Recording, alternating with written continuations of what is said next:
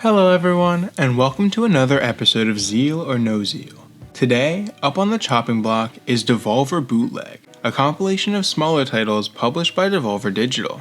Does the inclusion of iconic intellectual properties make this deal exciting?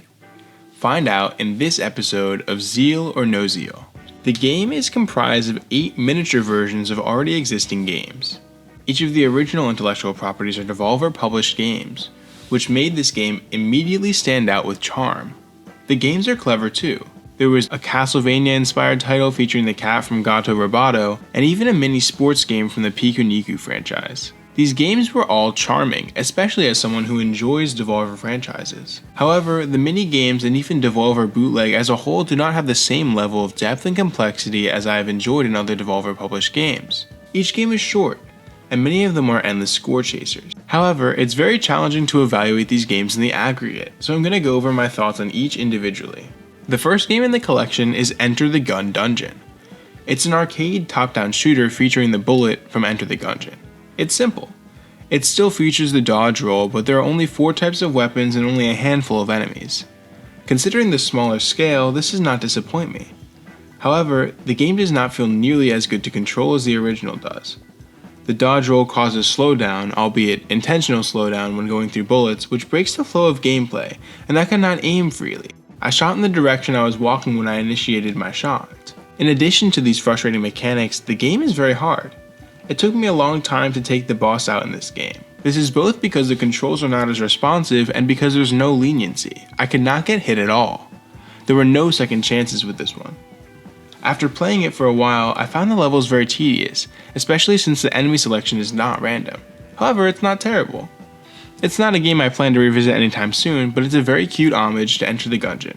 The next game in this collection is Hotline Milwaukee. It's a spin on Hotline Miami, and it was honestly quite fun. Unlike Enter the Gun Dungeon, this game had checkpoints after each floor in a level. It was generous, and it made the game much more tolerable. All I did in this game was take out waves of enemies, yet it was fun. The game has high walls and very close quarters, so I constantly needed to pick up weapons and leverage them to make the most of my zany situations. There was not much enemy variety, and there were only about 6 different weapons, but the game has a fundamentally fun gameplay loop, and I enjoyed playing it. The game even features a boss fight. It's not overly mechanically deep, but the game was simple fun. Additionally, Devolver Bootleg features Ape Out Jr. Much like Hotline Milwaukee, this game is accessible and saves after each level. It's fun, features high score chasing, and innovates quite nicely. The combination of the grabbing and throwing from Ape Out with the vertical levels in Donkey Kong Jr. make for a very unique platforming experience. Again, there is little enemy variety here, and the game is very brief, but it's a fun game nonetheless. While not revolutionary, I enjoyed my time playing through it. Another game in this collection is Shooty Boots. The game is a ripoff of Downwell, and it is also a lot of fun. It's an endless runner where I played as a little character inside of a boot and attempted to make it as deep as I could in a hole in the ground. There were a couple of different boots, but none of them played all too differently.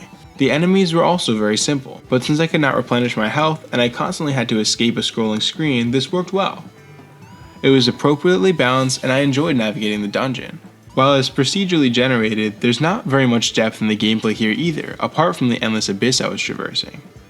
Shooty Boots is a fun distraction for sure, but it did not leave a lasting impact on me. The 5th title in the collection is Luftrausers 3. It is another arcade game, except this time I'm flying a plane through the sky, shooting at other planes and some boats.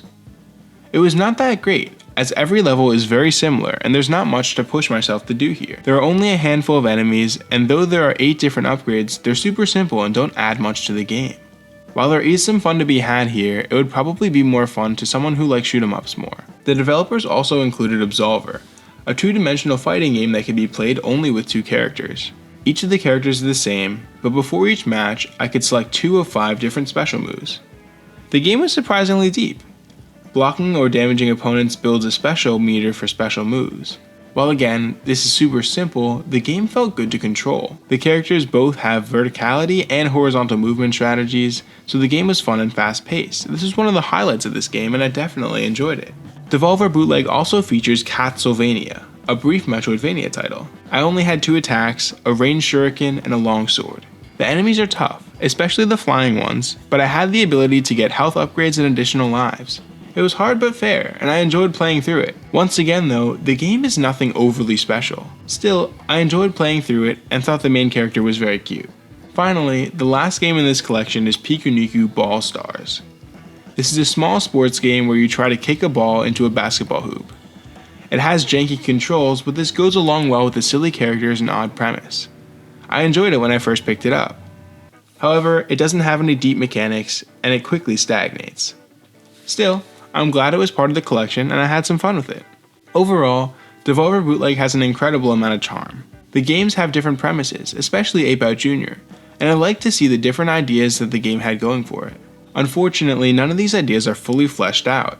The game does not do much to compete with other games on the platform outside of their recognizable roster. I liked Devolver Bootleg, and I really wanted to like it more. But unfortunately, none of the games in this package have enough depth for the game to incite zeal. Thank you so much for watching.